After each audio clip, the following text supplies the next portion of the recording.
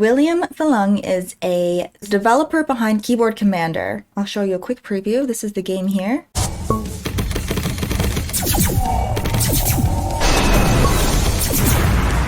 So as you guys can see, that's a fast-paced zombie type-em-up game. The game tells the story of a conspiracy theorist vindicated. This was released as a beta on November 21st, 2021. It's also available for free if you guys want to check it out. And William managed to do this while having a full-time role at Microsoft. I'll have some great information to share to those of you who want to be making games on the side of a full-time job. Story behind it. So let's bring him on. We'll do a sound check and start asking him some of those questions. Let's start the call. Hi, William. Thank you, first of all, for joining us today. We're looking forward to hearing about your process with Keyboard Commander. Would you like to start off by telling us a little bit about yourself and your game development journey? Sure. Also, thanks so much for having me here today. So my name is William Pheloung, and I work for Xbox on the developer experience tools. I also make indie games in my free time, including my game Keyboard Commander, which is currently available in early access on Steam. I work primarily in Unity with C#. Cool. Well, thanks. That's a great intro. Sounds like you're involved in a lot of different development areas, so that's really cool. Let's start with Keyboard Commander. First of all, where did you come up with the idea of combining a typing game with a zombie game? Did that come from something specific? It works really well. As you can see, it's fast-paced and interesting way to learn typing. In terms of where I got the idea to combine a typing game with a zombie-like game, I mean, I'm just going to be honest, I was a huge fan of Typing of the Dead, and I get a lot of flack for basically blatantly copying the game concept, but I prefer the term spiritual successor. That is to say, I was a big fan of Typing of the Dead. And can you tell us a bit about the story in the game? Yeah, sure. So the story is very interesting. Social media has effectively turned everyone in the world into zombies. The players sort of dropped into this zombie apocalypse and they have to kind of gradually find out what happens. And it took us a lot of careful design work to come up with a way for us to type out the story of the game in a way that players could actually understand what was going on and learn about the world around them and why they were typing lots of words very fast. Yeah, that's a really cool approach. So you're basically typing out the story as you're learning it, which is you probably feel more connected to it than if you were just reading it because you're actually typing it out. One of my main sources of inspiration when I was talking to the writer about the kind of story I wanted to do was I said I wanted effectively a dark comedy. I would say that it's comedic. If you play through my game, you'll see a game that is very comedic and not very lighthearted. So.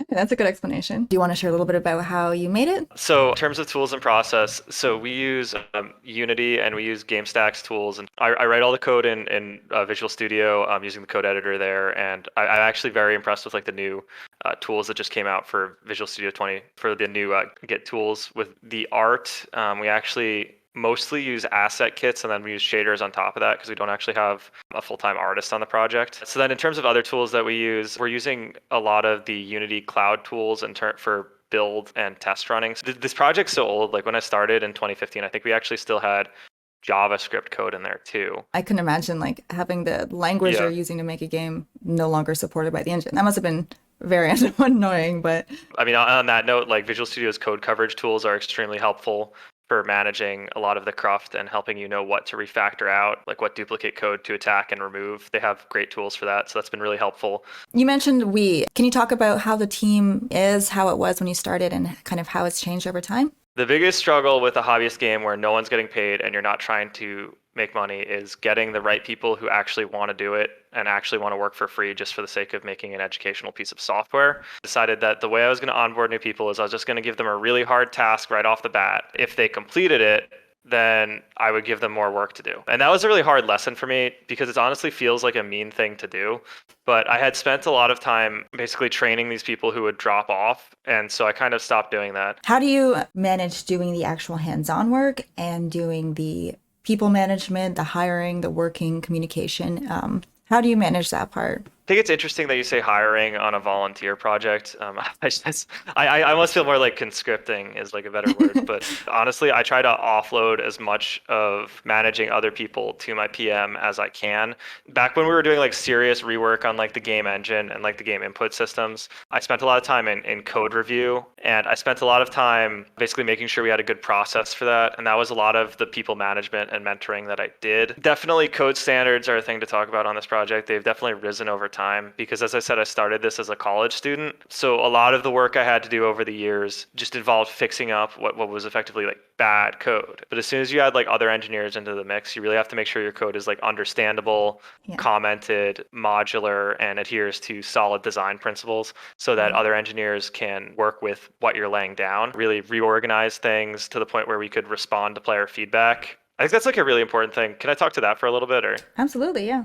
Yeah, so like when I was in college, they told us like iterative design and agile development for games was king. We were in a position for a while where the game was getting a lot of play test feedback that we couldn't respond to because the code base was too disorganized. I had to make a lot of decisions that I just honestly didn't want to make. That is to say, I had fallen in love with my purity of design. So it was hard for me, even once I had architected the game in a way that I could change it, for me to go back and rip out these mechanics that I really like. I think there's like two key lessons there, which is one, you need to be able to change your game on the fly to respond to player feedback. And two, you have to be willing to respond to that feedback. And even if you like something, if your players don't like it, you just got to take an axe. It's really hard to change your own game when you like it, but that was something I had to do. I remember with my last game, I was putting it in front of people and getting like feedback where I would just afterwards be like, ah. I have to change so much. Yeah. And while it was painful in the moment, it led to, I think, a way more polished game and something that was way more coherent and you can understand like how to go around things and navigate things. And that's a really good point to make sure that the code allows you to work with that feedback in a way that it's going to be, hopefully, the work can be minimized to change things. I'm sure you can relate to the idea of really loving a complex mechanic that you've created in your game and then players not being able to learn that mechanic. And even though you love that mechanic, you have to slaughter it because otherwise players aren't just not going to be able to learn your game. Like I'm sure you've run into that, right?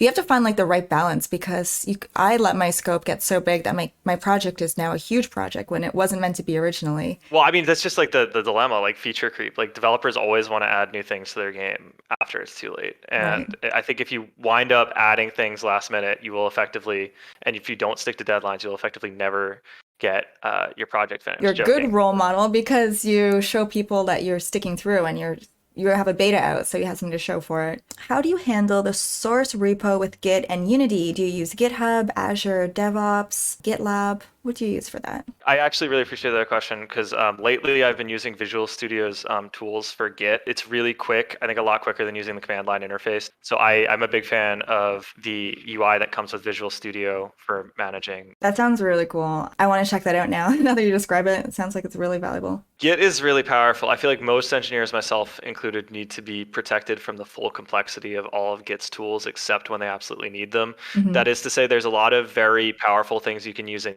Git that I don't want to try to do on a daily basis. Okay, so what are your plans for the future of Keyboard Commander? Do you have a release date for the full game? What will you do when it's fully released? Let's hear what you've got in store. In terms of when I'm releasing the game, there is one person who has to get their work in and then the game will be released. So I need to do a lot of testing and potentially a very slight amount of gameplay tweaking. The end is in sight. We're very close. So it sounds like you got yourself a pretty solid plan. Working on a game for this long, you really have to have a lot of dedication to still be working on a game all the way to its completion. More than excited, I am exhausted at this point. And I mean that in the best way possible because I really do love what I do and I really love making games, but it takes a lot to make a game. I'm really ready to move on with my life and move on to another game. I've been on my current game for about 2 years, so I can understand how challenging it must be after the amount of time you've been putting into this. A question I get a lot that I'd love to ask you is how do you stay focused on the one project? How do you not get distracted? That kind of thing. An interesting question to ask. So obviously I have a full-time job. The work that I do on this game gets parceled out a lot because I wind up, at least at this stage of development where we're wrapping things up, waiting on other people to get their pieces in. And I think the answer to that is you just really have to care a lot and there has to be a reason why you're doing what you're doing. I really want to make a game that makes people think about stuff. I really just like the process and I really just like making games. For me, that plus a lot of dedication and a lot of stubbornness is how I manage the focus to work on this project. I think having a reason to make your game is definitely a great way to stay committed to it. An interaction you have with a game should have something to say about the design of the game and should make the players think about what they're doing in an interesting way. Sometimes I don't always see that, and that's just my philosophy. So like a lot of people probably have a different philosophy about how they make games, but that's how I feel about stuff, and I've tried to carry that through every game that I've made. So yeah, no, that's a good way to look at it. I know I've tried to spread out the learning of the games I'm making through more interesting like storytelling or interesting challenges that you're doing, rather than like, here's how you do a thing. Here's how you do a bunch of things, and now go play the whole game. It's like, okay, you learn a little bit here. Okay, now you learn a little bit through this interaction. And you mentioned that you work with you volunteer work with Seattle Indies. You want to tell us a little bit about your work there and what they do? Yes, so I'm actually a board member for a 501c3 called Seattle Indies, which is a local nonprofit to Seattle that's basically for supporting independent game developers in the Seattle area as well as like across the world. It's great. It does a lot of great things for the game development community. I love being a part of it, and I love the sense of community that we get from that. So I've been very fortunate to be given this board position, and I'm really hoping I can serve the 501c3 well over my time there.